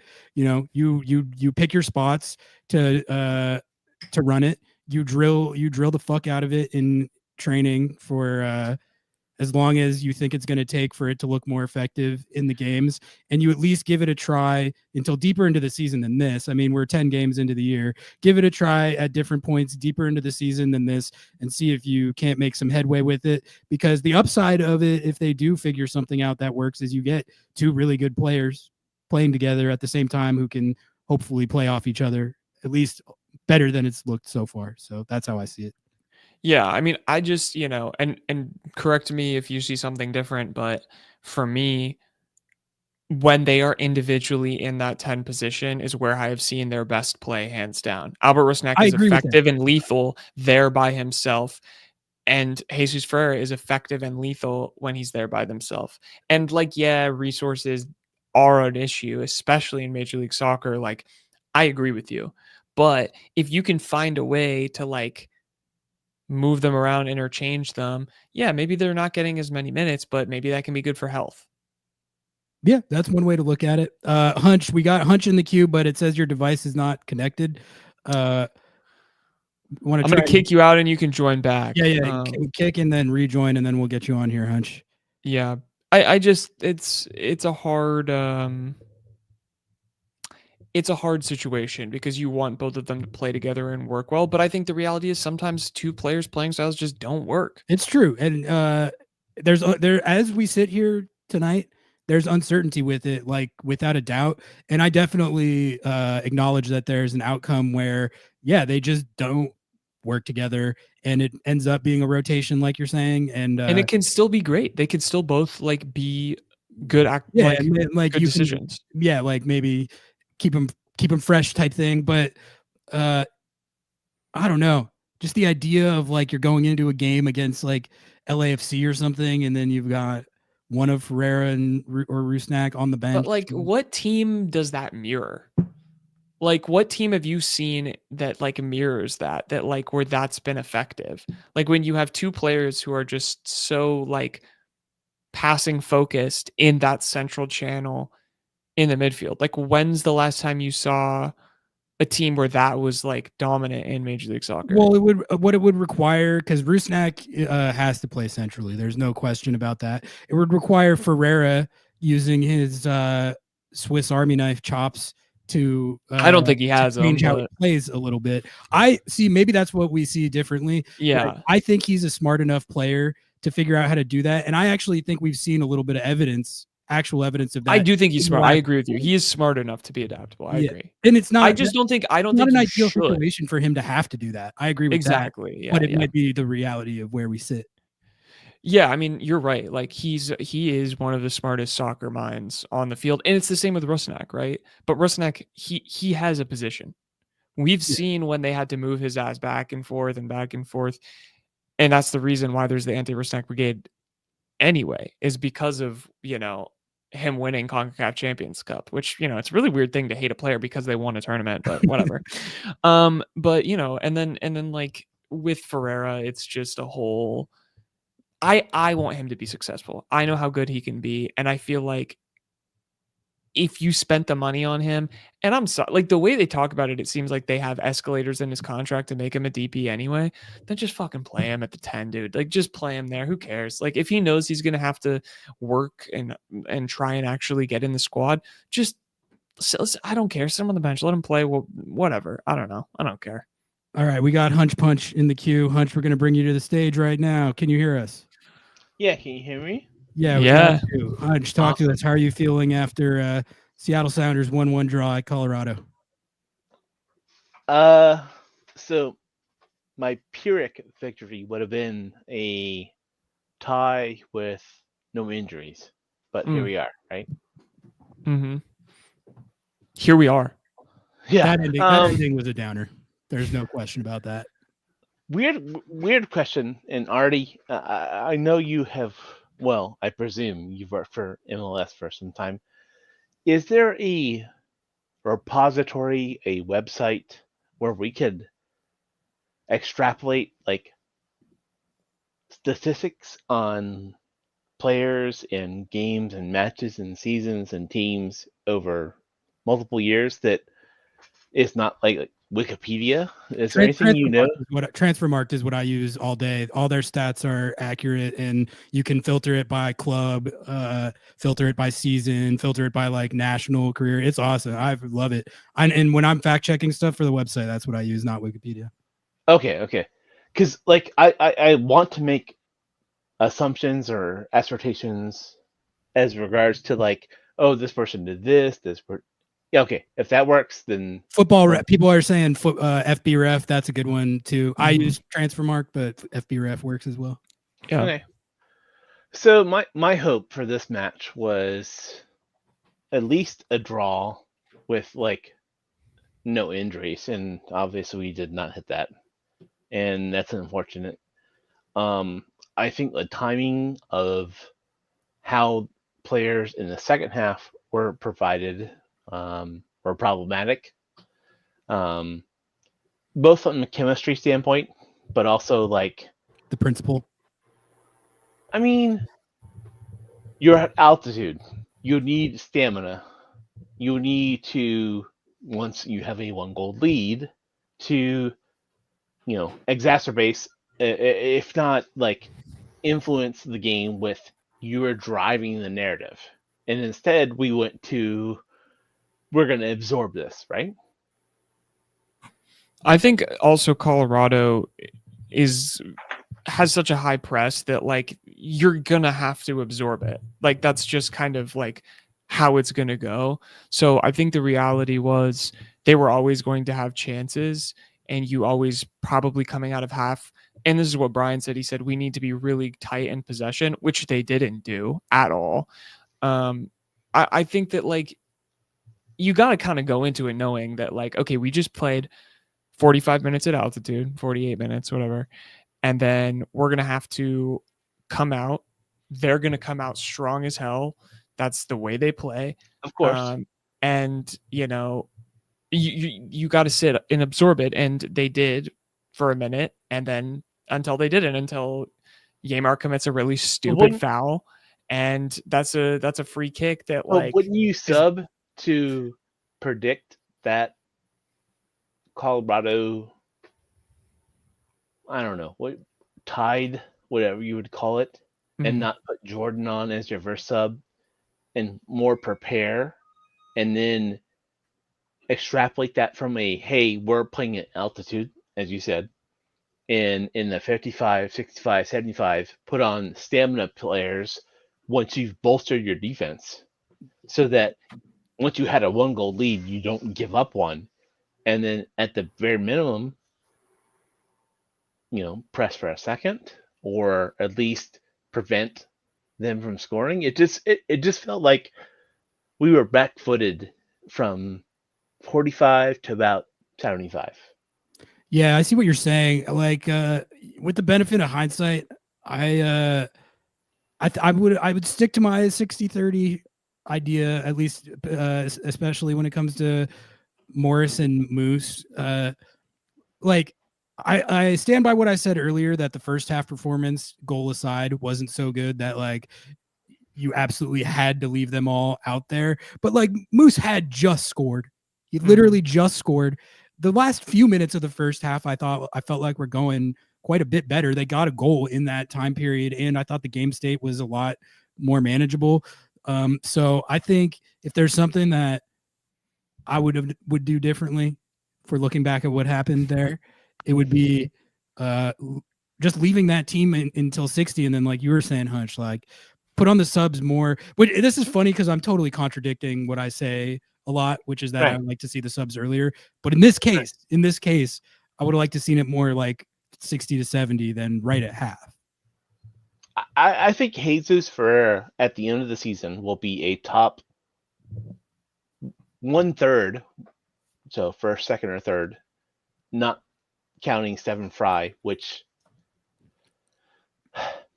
depending how the season goes, he could be anywhere between 1 and 4. Like hopefully he's not the most influential player, because if he is, that means we are under fire nonstop. But I think Jesus Ferreira will be one of the top 3 players on our team overall. And man, I think the world of Rusnak, as he pronounces his own name that way. Yeah, we're the mispronunciation podcast though. Like, I was told it was Rusnak, and that's why I changed how I say it. So I don't know. I think the world of him, but like I don't think he has lived up to his potential.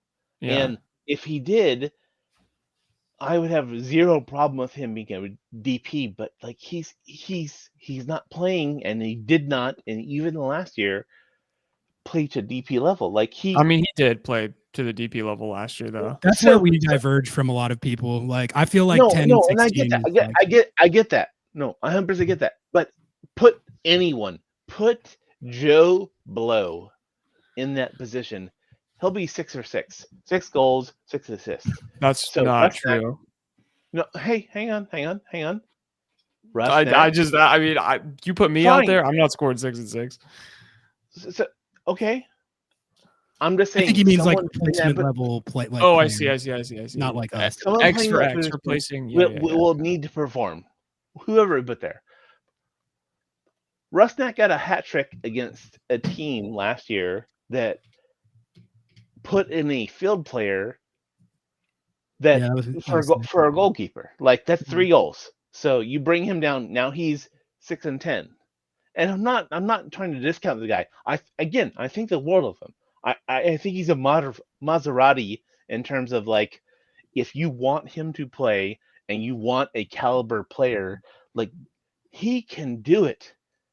I don't think he's connected to this team. And would that be passing, meaning him connecting to those individuals when it comes to wings, forwards, whatever, or vice versa? Look at corner kicks. We had the league leading amount of corner kicks that existed within the season, yet we had 1 goal in the entirety of 2024 for goals scored on corner kicks, where naturally progressing, 30% of all goals scored in terms of teams' progressions are from corners. We had one, yet we led the league. Lead the league in goals off like free kick set pieces, though. No, corner kicks specifically. Yeah, you're talking about corners, but they might have only got 1 goal off a corner last year, but they got a ton off dead ball set pieces. Well, so again, PKs or whatever, I don't know. I'm just saying, like, we look lost on PKs, and that could be something that could be planned for. All I'm saying is I expect the world of Rusnak. I admire him. I'm not sure he's DP level. I think he can do it. I hope he can do it. But look at the assists we have on Jesus in like 3 matches. Comparatively speaking, it's like.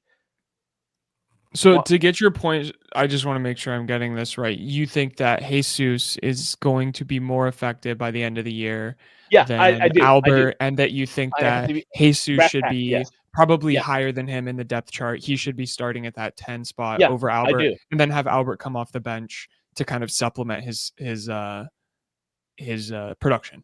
It's hard to say that both of them should be on the field at the same time. To be honest, yeah, that It's is the whole debate right now, and it's I can it's a tough one. Ferrer's had 5 assists, guys. This man's on pace for like a 15-pluser. That's and crazy. If Jesus actually stops missing his hitters, then it's going to be hard to What if he argue, goes right? like 0 goals, 18 assists or something? That's like, fire. I'm cool with yeah, that. like I would I don't care. I would easily take that. If he goes some 15 people plus, on it's just a these different role than we thought. Yeah. Well, so I've heard that Alaska Airlines are sponsoring Jesus so that he like skies as one. That's a good. And That's like, a good bit. Yeah, Actually, I'll allow that one. I'll allow that one. That's a good bit. Yeah. I like that. But no, I am big on Rusnak and Jesus. But if they were stocks, let's say they were stocks you were going to invest in, right? I would invest in Jesus over Rusnak. And as far as goal scoring, like, God, I hope so much for Pedro de la Vega. I really do. I mean, he scored that banger the other day. He's got it in his bag. See him. You can see, like, if you were a entrepreneur starting a restaurant and you're like, I need a chef, that's the guy I'm hiring. I want Pedro in that kitchen. No, he's too pretty. He's too pretty to be in a kitchen. Have you ever worked in a kitchen? You can't be too pretty to work in a kitchen. He looks too good. No, but he understands. He understands what the sous chef needs to be. He understands what the pastry chef. He understands what the waiters. He understands he understands. No, he's not refined, and that's what hopefully Brian can bring to him. But I don't know. Him and Jordan, if they can congeal, and then Jesus and Risnak, even if they are 1-for-1 subs, meaning that they come on and support them, dear God, where this team could go. Like, I'm on board. And God, my outside is Georgie. I hope Georgie finds a way. I really do. That goal he scored tonight was that was a statement. That was a bring. I'm Which, coming by the way, MLS minutes too. When we play Portland. Oh yeah, we'll be there. The Defiance. That could be the most memorable moment in the history of this overall franchise. Can you definitely imagine? The Defiance franchise? In general, like there's the red card wedding in which we did not persevere. But if that happens, can you imagine? Like, I can imagine, and we will imagine, and I'm going to use this as a chance to promote our live stream. We're going to live broadcast from Starfire again, like we did in the past. So if people want to come out and watch that, please do, and get tickets. There's info about that on Sounder at Heart, I believe. IRL hanging out. But yeah, Hunch Punch. I'm sorry, I have to go here. Soon, let me conclude with one thing. Yeah. All right, last thought. Close her out. We'll wrap it up. I love the post game show. Hell yeah, we love that you love it. It's important as hell. It really is. Even if it's just us getting stuff off our chest. Yeah, exactly. That's what it's here for. That's what it's here for. It's here for the people. And I love the fact that we can sit here and do this. And lastly, like the rest of the world, the rest of the country does this kind of thing. So thank you so much. Thank you for allowing us. And I am so happy to support both of y'all, let alone this channel. Thank you for doing what you're doing. Thank you, man. We appreciate that. And we're glad that people have been enjoying like the catharsis aspect of these post-game shows when maybe the result isn't super great. Like that's what we strive to provide at the end of the day, is a platform for stuff like that. So glad that you enjoy it. Glad that people seem to be enjoying it. Thank you. Yeah, we appreciate you, Hunch. We'll see you in the chat, and hopefully you'll call back in next week. Yes. All right. Thank you so much, Ari. That was a marathon, dude. That was 2 hours. That was a good little 2-hour post gamer. I liked it, but yeah, let's start the wrap up process here. Yeah. So first of all, like the video. Secondly, podcast we're going to record tomorrow. As always, it'll come out on Tuesday. We'll have our bonus episode where we'll talk about, I don't know what we'll talk about. We kind of just freestyle those. We get good I'm content. a YouTube member and you get access to it. If you want to see my apology to Daniel Musovsky, that was in our last bonus episode, become a YouTube member. It is one of the best ways that you can support the channel. And all you have to do is click the join button down below. I want to give a shout out to Podium Menswear. Of course, here, wait, let me present this. Podium is one of our favorite stores. It's up in Edmonds. They sponsor us. They've got a bunch of new arrivals in. And support them. Check them out. Support them. Support the show. Also, we had Jeremiah call in. So sounderheart.com/LS. Scroll down to subscribe and support to get a free month. And yeah, that's that. Ari, what do you have to show? Are you still doing the Young Player of the Week articles? Oh yeah. If you haven't been clicking on those, I'm not good enough about linking my stuff on Blue Sky. That's a good reminder. I'll start doing that. Yeah, but yeah, I've been writing Young Players of the Week every week. I've been doing Ships Log on Sounder at Heart. So I'm kind of a writer boy again. It's kind of a throwback. I've been mixing the keys. Been writing for myself this season. It's been a lot of fun. It's crazy. I'm mostly editing these days, but been writing. So check that stuff out. And then what Noah said about liking the video. That's honestly the most important, Shill. Just all the other stuff is important, but like the video. Yeah, and I'll say, as a final thank you to everyone who watched this far. We really do appreciate you. This has been a explosive growth for us just in the past few months. And it's just always so fun to go out to games and to see people and to hear them be like, oh, we really love your content and appreciate it. I don't know, just we do really work super hard on getting all this stuff out. We have hired people to make sure the content's even better. And this is just like becoming a real serious operation, which is just hilarious. Because I don't know if that's the adjective I would use, but I see what you're saying. It is a real in quotation marks and serious in a quotation marks. That's like the marketing language we would use. It's really serious. But I don't know. It's becoming a thing that feels real, and so we really appreciate it. And I don't know, that's my sappy outro for you. Close her out on. I echo it all. Got nothing to add. Let's get out of here. Thanks for tuning in, everybody. We'll catch you on Monday. I'll catch you Monday morning with Nico. Logging Scorchers kickoff 8 a.m. Be there. All right. Peace out. See y'all. Don't want to give money to the oligarchs, but love Lobbing Scorchers? Do we have a deal for you?